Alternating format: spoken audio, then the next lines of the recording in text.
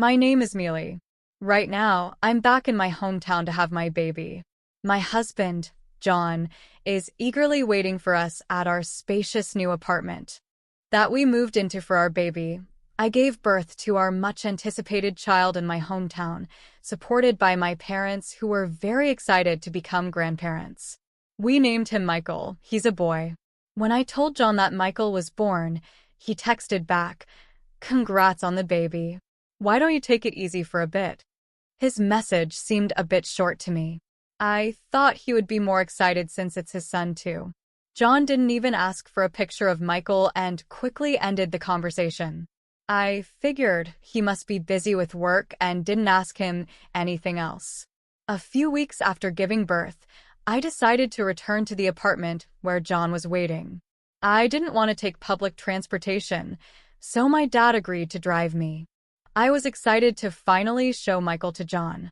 Holding Michael with my dad carrying the luggage, we headed to our apartment where John was supposed to be waiting for us. Today is Sunday, so John should be home. He's the type to stay indoors unless he has something specific to do. As I unlocked the front door, I heard quick footsteps inside. I knew right away those weren't John's. He doesn't usually move so fast. To my surprise, my mother-in-law rushed out from the living room. I don't get along well with my mother-in-law. She often makes passive-aggressive comments when she sees me. When I visit the in-laws with John and he and my father-in-law aren't around, she often says things like, "Still working full-time, even though you're a wife. No one thinks a working wife is attractive. You should quit your job soon." Without even knowing about my job, she also says, "Your chores are neglected because you're working. Aren't you making John help with chores too?" A wife should help her husband with everything, from changing his clothes to other tasks, making unrealistic demands. One day John overheard one of her remarks, but he only said, "Both of you get along, please." He seemed to think my mother-in-law and I were having a mutual argument, not realizing I was being unfairly criticized. John knows I'm not comfortable around his mother. I'm sure she knows I don't like her either. That's probably why she chose to be here when I returned from my hometown after childbirth. As proof, my father-in-law isn't here. He's always been considerate, saying, "Mealy must be tired of seeing her in-laws all the time. We'll keep our visits to a minimum." If he were here, he would probably just look at his grandchild and then leave. However, without my father-in-law, who usually keeps my mother-in-law in check, the situation was different. My mother-in-law immediately started comparing me to my newborn Michael in my arms and sneered, "I thought I'd never see a grandchild while I'm still alive. Since you've been working all this time, I wonder when you had time to have a child with another man." I was taken aback. Her first words were so harsh. My dad, who was carrying the bags, wasn't at the front door yet, so to my mother-in-law, it probably looked like I had returned alone. She thought we were alone and started venting. Why would you say such a thing? This child is genuinely mine and John's." "Oh, really? John actually had a child with you? You're not very good-looking, to say the least. You're stubborn about not becoming a housewife, even though you're married." "I find it hard to believe that John would have a child with someone as unattractive as you," she said. "Why don't you ask John directly then? I think he'll tell you the truth." "Well, I'm asking you, whose child is this?" I sighed. I didn't know how to talk to this clueless woman. If this continues, she might even start speaking badly about my newborn. I decided to get her to leave quickly. I'm tired from giving birth. If you want to see your grandchild, could you please come another day, preferably with my father-in-law?" "Huh? What are you talking about?" "My home is here." I frowned, puzzled by my MIL's statement, but she looked confident. "I'll be living in this high-rise apartment, so there's no use trying to kick me out. In fact, I'm the owner now. If you go against me, you'll be the ones who get kicked out," she said unapologetically. I sighed again. Her reasoning was so confusing that I started to question if she was actually wiser than me, despite being older. This apartment is where John and I originally lived. You're not paying any rent, so you can't claim to be the owner yet, I reasoned, but my mother-in-law remained confidently unapologetic. The owner of this apartment is John. He's the one who allowed me to stay here in this high-rise. He essentially transferred authority over this place to me. Do you really think that argument holds water? The main support of this household is John. Therefore, as Jeffy's mother, I hold even greater authority here.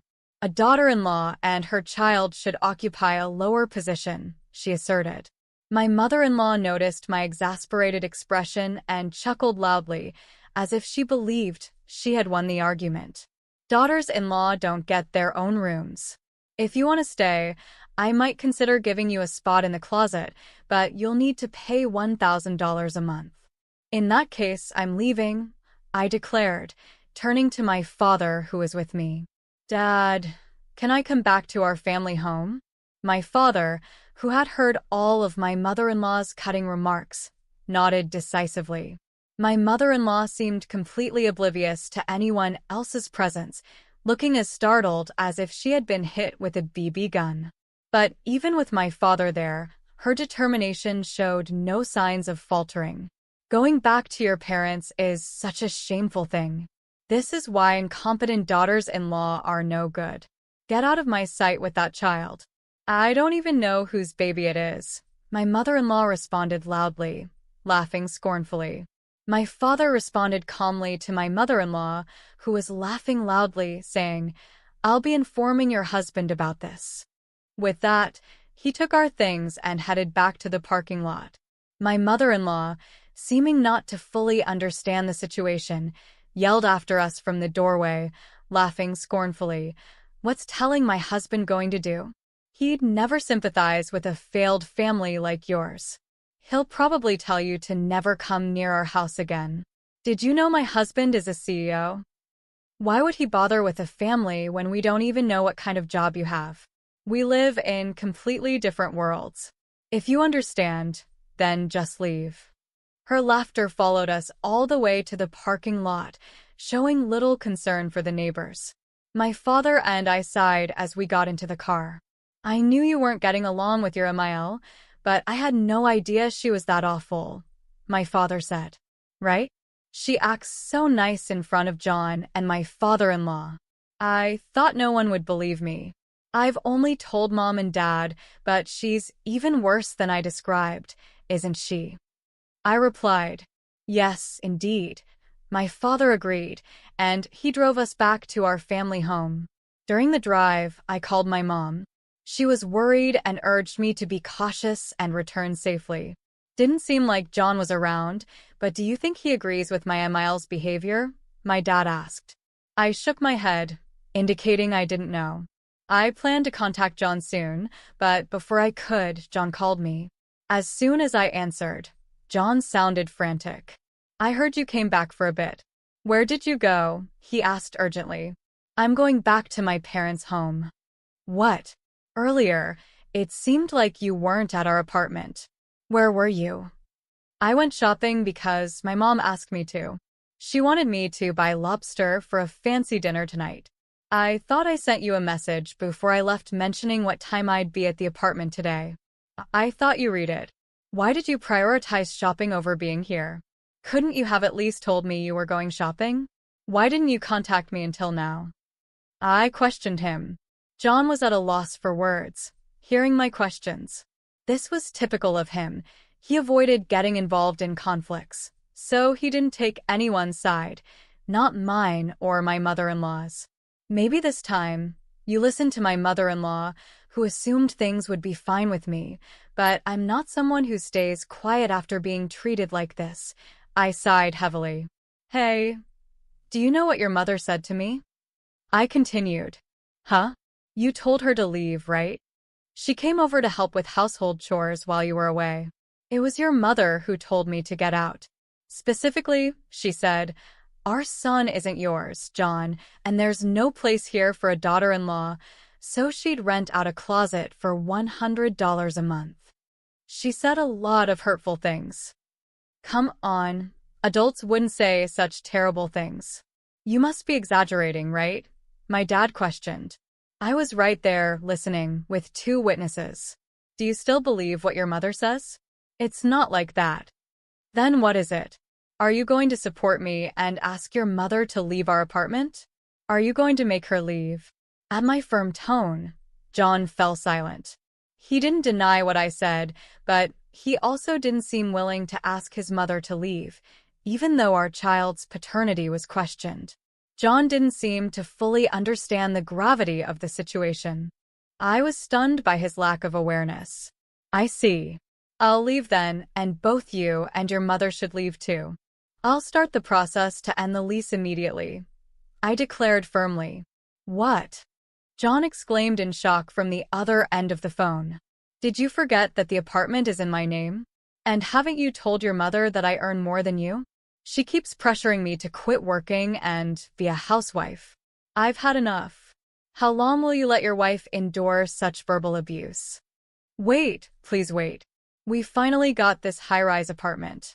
Don't just end the lease like that. It's a waste, John pleaded. A waste? Is that all you can say? Do you think you can keep living there after evicting the landlord, which is me? I retorted. I didn't evict you. You're allowing your mother, who kicked me out, to roam free. Essentially, you're letting her drive me and our child away. I'm not generous enough to rent out my place to strangers. I ended the call disgusted by John's indecisiveness and his failure to protect his family. If in the future my mother-in-law says something hurtful about our child Michael, I bet John would just brush it off with a casual, calm down. My job is flexible. I can work from anywhere with my computer, and my income is stable. I can take care of Michael by myself. Actually, I don't need John, especially if it means dealing with his irritating mother because of him. He doesn't strive for a promotion or further qualifications. He just relies on my earnings. My dad dropped me off at my parents' place and mentioned he had somewhere to go, likely to see John's dad. My mother-in-law seemed unaware of the mistake she made. She didn't even know that my father is also a business tycoon, as he and Jeffrey's dad are close through their roles as CEOs.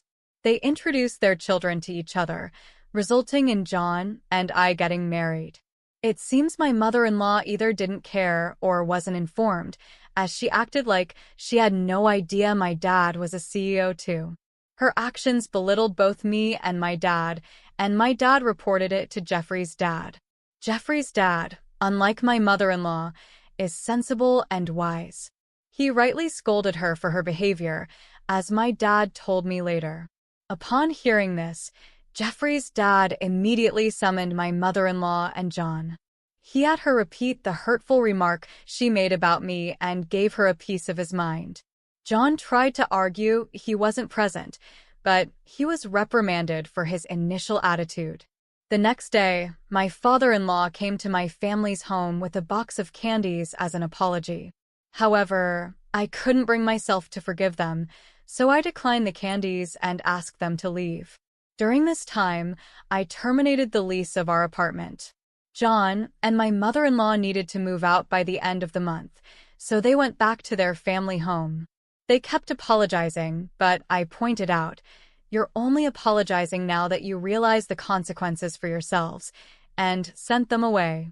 Meanwhile, my father-in-law remarked, "Your abusive language towards the daughter of another company's president may have cost us a big deal. I don't want a wife who lacks common sense like you," hinting at possibly serving her divorce papers. John, who worked at his father's company, was warned, "We can't keep someone without ambition here. If you don't show improvement in 3 months, you'll either be demoted or transferred to a different position." Consequently, he's now focused on studying hard to obtain a certification. However, starting from scratch is challenging for John, who had relied on my earnings. I receive regular updates from my father-in-law about their situation. My mother-in-law continues to plead with him not to divorce her, showing no effort to find a job and hasn't even unpacked her belongings from the apartment. John, struggling with his studies, is now seeking help from colleagues who already have certifications, despite feeling overwhelmed. Mealy, I'm now considering giving you divorce papers, and I've already filled out my section. I informed John when I called him. He picked up after 3 rings. Hello, Mealy. Are you coming back? He asked. Why would I say that? You need to leave by the end of the month, remember? There's no coming back from this. Did you really terminate the apartment lease? I was the one who was told to leave, remember? John responded quickly. I'm so sorry. Please, let's live together again, he pleaded. But don't you have that 3-month deadline? Either you'll be demoted, or you'll have to change jobs. I can't keep supporting you. I can't see a future living with you anymore. I'll leave the divorce papers with your dad. Fill out your part, I said firmly. Why divorce? I didn't ask you to leave, John protested. I sighed deeply. It's true that you didn't kick me out of the apartment. It was your mother. But I'm upset that you didn't stand up for me against her. More importantly, the reason I can't see a future with you anymore is because you never once asked about our child. You didn't seem concerned about what our child looks like or how it felt to be told he might not be yours. When I told you about the birth, you didn't show any interest in our child. I don't feel any sense of responsibility from you as a father. That's why I can't imagine raising a child together with you. Can't we ever reconcile? John asked. I hung up immediately at his words. I didn't want a father for our child who showed no interest in him. As planned, I gave the divorce papers to my father-in-law. After John completed his part, the papers were returned to me, and I promptly submitted them to the city hall. In the end, my mother-in-law got a divorce, and John seemed to have been relocated to a place similar to Nebraska, moving from one relative's house to another. With the support of my parents and others, I'm giving all my love and attention